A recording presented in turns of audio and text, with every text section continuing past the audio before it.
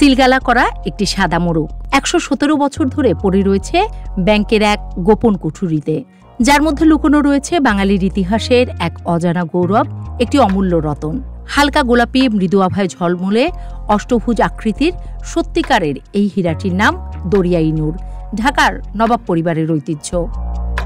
পারস্য, পাঞ্জাব, ব্রিটিশ রাজদরবার সহ বহু পথ ঘুরে এসে ঢাকার নবাব পরিবারের ঠাঁই নেয়া মহামূল্যবান বস্তুটি এখন সোনালী ব্যাংকের একটি ভল্টে রাখা, অন্তত সরকারি নথি তাই বলছে।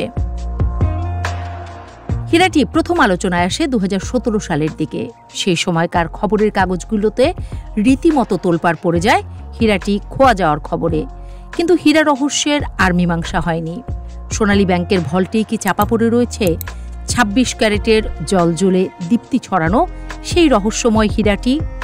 এই প্রশ্নের কোনো উত্তর জানা নেই ইতিহাসবিদ বা সরকার সংশ্লিষ্ট কারণ। এতগুলো বছর ধরে সেই সিলগালা খুলে দেখার সাহসও হয়নি কারো।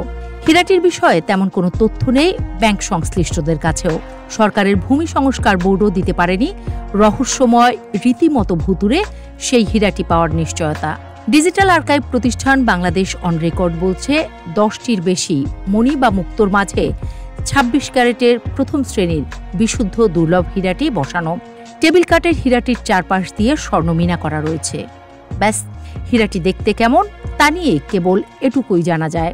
তাও এসব খবর পাওয়া গেছিল ১৮৫১ সালের ৩১ মে লন্ডন থেকে প্রকাশিত দ্য ইলাস্ট্রেটেড লন্ডন নিউজের এক প্রতিবেদনে। দুর্লভ এই রত্নের দাম নিয়ে কোনো স্বচ্ছ ধারণাও নেই সরকারের। সবচেয়ে বড় কথা, হীরাটির ঐতিহাসিক মূল্য অনেক হওয়ার কথা। ইতিহাস ঘেঁটে যা জানা যায় তাতে ঢাকার নবাব পরিবারের ছিল ১০৯ ধরনের রত্ন। তৎকালীন ব্রিটিশ ভারতে যেগুলোর মূল্য ধরা হয়েছিল ১০,০৯,৮৩৫ টাকা। ভূমি সংস্কার বোর্ডের করা তালিকা বলছে এসব রত্নের মধ্যে সবচেয়ে দামি বস্তুটি হল ২৬ ক্যারেটের টেবিল কাঠের দরিয়াই নূর। অন্ধ্রপ্রদেশের গোলকুন্ডা খনি থেকে পাওয়া গিয়েছিল কোহিনূর আর দরিয়াই নূর। পাঞ্জাবের নাবালক রাজা দিলীপ সিংয়ের জিম্মায় ছিল মহামূল্যবান দুই রত্ন। হয়তোবা নাবালক হওয়ার কারণেই একরকম প্রতারণা করে হীরাটি ছিনিয়ে নেয় ব্রিটিশরা। সঙ্গে ছিল বর্তমানে ব্রিটিশ রাজ পরিবারের গর্ব কোহিনূর। জানা যায় কোহিনূর দেখে এতটাই মুগ্ধ হয়েছিলেন রানী যে ফিরিয়ে দিয়েছিলেন দরিয়াই নূরকে। ১৮৫২ সালে দরিয়াই নূর ভারতে ফেরার পর এক নিলামে ৭৫,০০০ টাকায় এটি কিনে নেন ঢাকার নবাব পরিবারের খাজা আলিমুল্লাহ। সেই থেকে হীরাটি হয়ে ওঠে বাংলার এক অবিচ্ছেদ্য ইতিহাসের অংশ। ১৯০৮ সাল নবাব পরিবারের জৌলুসও হারিয়ে যায় কালের গহ্বরে।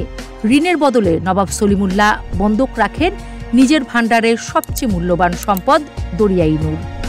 আরও ১০৮টি রত্ন, ঐতিহ্যবাহী গয়না সবই দেওয়া হয় বন্ধকি সম্পত্তি হিসেবে। দেশভাগের সময় হীরাটির ঠাঁই হয় প্রথমে ইম্পেরিয়াল ব্যাংক অফ ইন্ডিয়ার অন্ধকার ভল্টে, যেখানে ইতিহাস নিঃশব্দে ঘুমিয়ে থাকত। স্বাধীনতার পর সেই হীরা চলে আসে আরেক অন্ধকারের কোলে, সোনালী ব্যাংকের নিঃশব্দ কুঠুরিতে। সাদা কাপড়ে মোড়া সিলগালা করা এক প্যাকেট, যার গায়ে শুধু লেখা দরিয়াই নূর। হীরাটি কি সত্যিই আছে, নাকি দীর্ঘ শতাব্দীর অসতর্কতায় ইতিহাসের বুকেই সে হারিয়ে গেছে? এই রহস্য উন্মোচনের উদ্যোগ নিয়েছে এবার অন্তর্বর্তীকালীন সরকার। প্যাকেট খুলে হীরার অস্তিত্ব যাচাইয়ের জন্য গঠিত হচ্ছে বিশেষজ্ঞ কমিটি, যার মধ্য দিয়ে বাংলার ইতিহাসের সবচেয়ে আলো আঁধারির অধ্যায়টি উন্মোচিত হতে পারে জলজ্বলে সেই হীরকখণ্ডের মতোই।